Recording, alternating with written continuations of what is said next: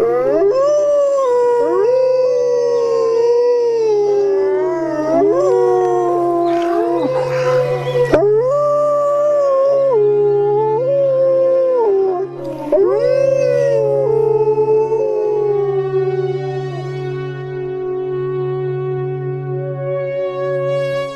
of the most exciting scientific findings of the past half-century has been the discovery of widespread trophic cascades. A trophic cascade is an ecological process which starts at the top of the food chain and tumbles all the way down to the bottom. And the classic example is what happened in the Yellowstone National Park in the United States when wolves were reintroduced in 1995. Now, we all know that wolves kill various species of animals, but perhaps we're slightly less aware that they give life to many others.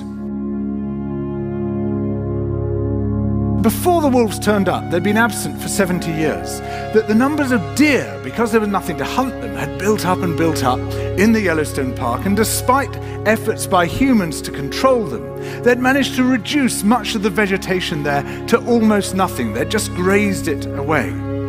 But as soon as the wolves arrived, even though they were few in number, they started to have the most remarkable effects. First, of course, they killed some of the deer, but that wasn't the major thing.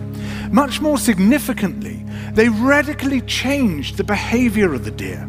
The deer started avoiding certain parts of the park, the places where they could be trapped most easily, particularly the valleys and the gorges. And immediately those places started to regenerate.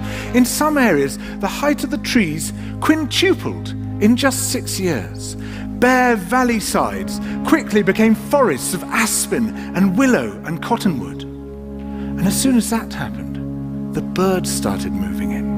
The number of songbirds, of migratory birds, started to increase greatly. The number of beavers started to increase because beavers like to eat the trees.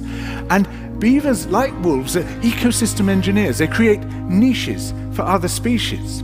And the dams they built in the rivers provided habitats for otters and muskrats and ducks and fish and reptiles and amphibians. The wolves killed coyotes, and as a result of that, the number of rabbits and mice began to rise, which meant more hawks, more weasels, more foxes, more badgers. Ravens and bald eagles came down to feed on the carrion that the wolves had left. Bears fed on it too, and their population began to rise as well, partly also because there were more berries growing on the regenerating shrubs. And the bears reinforced the impact of the wolves by killing some of the calves of the deer.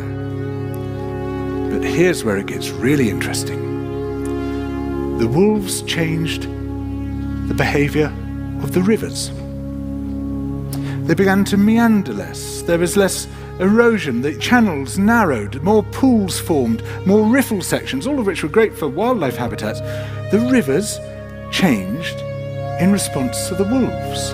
And the reason was that the regenerating forests stabilized the banks so that they collapsed less often, so that the rivers became more fixed in their course. Similarly, by driving the deer out of some places and the vegetation recovering on the valley sides, there was less soil erosion because the vegetation stabilized that as well. So the wolves, small in number, transformed not just the ecosystem of the Yellowstone National Park, this huge area of land, but also its physical geography.